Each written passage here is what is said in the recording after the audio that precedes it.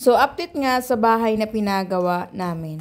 So, itong bahay na to, sasabihin ko na ulit sa inyo bakit ganito yung hutsura niya. So, ulitin ko po, pinatayo na po to. Matagal na siya. So, pagbili namin ng lupa, ganito na siya.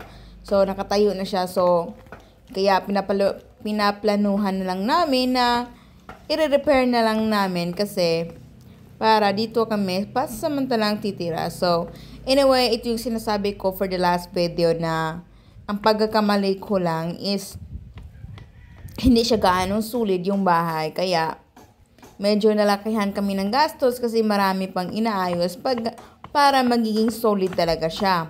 So, ang una nilang ginagawa, finisingan muna para maging solid. And hindi kasi nalaman ng carpenter. Of course, hindi naman sila yung nagka-carpenter nito before. Iba naman. So, hindi kasi nila alam na ganito pala yung kabilya na ginagamit ng mga trabahanting or ginagamit dito sa bahay na sobrang maliit at sobrang layo ng distansya ng mga kabilya. Nalaman na lang binungkay or binugkas or anong sinatawag nung pinapalakihan namin yung pinto. Kaya medyo dyan nila nalaman niya ganito pala yung distansya ng kabilya. So, kaya pala hindi siya ganong sulit. So, ang ginagawa dahil nasimulan na nating nagastuhan ng finishing, ang gagawin na lang namin is buhusan ng simento yung mga gilid at ang mga trabahante ko, ginagawa nila, pinasulit na lang nila yung bahay katulad ng nilagyan pa nila ng kabilya para mas lalong talagang mag-solid yung bahay. So, tapos yung haligi, kailangan pa nila yung buhusan. So, hindi pa yan kaya hindi niyo makikita na buhusan pa siya. But anyway, so itong bahay pala nito, sabihin ko na po na dito kami titira pansamantala dahil pagkatapos na magkaipon kami ng pera, magpapatayo na talaga kami yung bahay talaga namin. Itong bahay kasi na to is ang pagtatayo nito magiging magiging food storage siya in the future. At the same time, paglalagyan ng mga bagay na paglalagyan ng mga bagay na hindi palaging ginagamit pero ginagamit minsan-minsan. So, dito namin ilalagay. So, anyway, tapos yung kabila naman, balcony siya. Balcony, pero ang gagawin namin para dito kami matutulog, palalagyan muna namin ng plywood para pangsirado. Tapos pagkatapos namin mapatayo yung bahay namin, katulad dito, tingnan nyo, nag-extend or nagpatatap kami ng kuryente, diba, dito. And dito na side, dito rin namin i-extend yung bahay namin ipabagawa. So, kaya nga temporary lang yung sinasabi ko sa bahay ninyo dahil mag-iipon pa kami. Tapos, mas maganda yung bahay talaga namin ipapatayo na nandun talaga kami sa araw-araw ng pagtatayo ng bahay. And, para hindi na rin kami mamahalan sa gastos ng gasolina pa lang sa pabalik-balik, sa pag-drive, sobrang layo, di ba? So, ang nagda-drive kami kapag pupunta kami dito sa lupa is like 2 hours or 1 hour and 30 minutes, ganon siya kalayo, one way. Tapos pag 3-way, ganon na. Magiging siya, maubos talaga yung isang araw mo. So, anyway, yun ang plano namin. Kaya, hindi na lang kami kukuha ng mga architect, engineer, kasi gagawin namin yung architect, engineer, na magkukuha pa kami ng mga, kukunin pa namin yung, kukunin pa yung building permit. So, kailangan nating ipon kasi, hindi kasi basta-basta yung building permit. Aabutin siya yung 30K, tapos, hindi pa rin natapos ang aming pag-transfer sa name namin sa lupa kasi 'di ba yung mga papers hindi ganoon kabilis. So ito nga si Kuya nag-high sa camera yung mga electrician namin. So pinatayuan namin ng kuryente para hindi na sobrang madilim kasi sa gabi.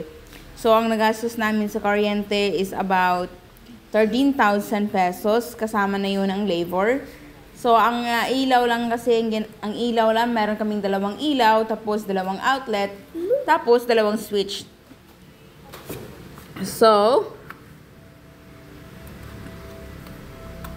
anyway, kaya,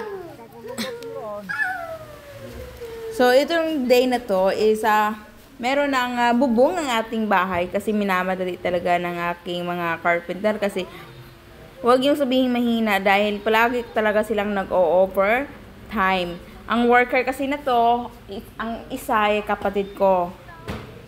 Kaya minamadali kasi kapag hindi sila magmamadali, talagang sila rin naman ang mahihirapan dahil sa ulan, no? Kasi natutulog lang sila sa tent. So, anyway, fast forward tayo. So, nandito tayo. Nakita nyo naman, naliligo yung anak ko. So, palagi namin yung binabantayan kapag naliligo yan. Palagi talaga yung naliligo dito sa drum.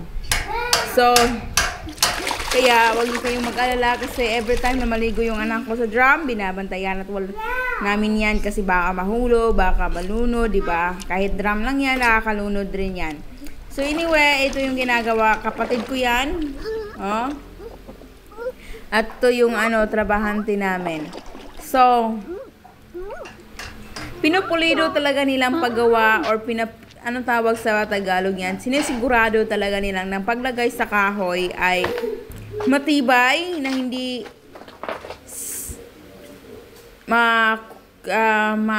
matatanggal ng kung may bagyo mang dadaan.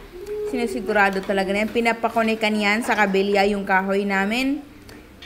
Tapos, sobrang hirap nga dahil kayo, sabi ng iba, bakit ang hina-hina? Kayo naman magiging carpenter, buhis-buhay nga, kailangan ng dubling ingat, di ba? So, kailangan pa nilang tanggalin after yung kabilya na sa taas. So, this time, ito yung sahuran na. So, every week, ako nagpapasahod sa kanila. Kasi, ipapadala nila sa mga pamilya nila para may makakain din sila. So, hi to Liam! Sobrang cute. Every time magkikita yung camera. So, this time, it's sahuran time. So, magtatanong kayo kung magkano yung sahod ko sa aking mga panday or worker. So, sa isang skilled person or tinatawag na panday, ay 700 per day ang binabayad ko. Tapos, yung na mga helper, tinatawag na helper, 550 pesos yung binibigay kong per day. So, and free food na po siya. Yung free food lang na bigas, tapos dried fish. Kapag once in a while, bibigyan ko sila ng kulafu. Tapos, kapag makapunta ko ng lungsod, papunta ko dito, dadalhan ko sila ng fresh fish or magdadala ako ng pork. Depende lang. Tapos, mga monggos, ganon. Yung mga sardines with pancit. Ganon po yung nila, yung anong tawag nito, yung mga pagkain na binibigay ko sa kanila. So, para magiging happy din yung mga carpenter natin, di ba? Kasi hindi madali yung magiging carpenter ka sa sobrang init ng panahon. Tapos, buhay rin pag magiging carpenter ka. So, para sinusigurado ko talaga magiging happy sila, no? So, anyway, thanks for watching, guys. So, that's all for today. Until next time. See you guys and bye-bye.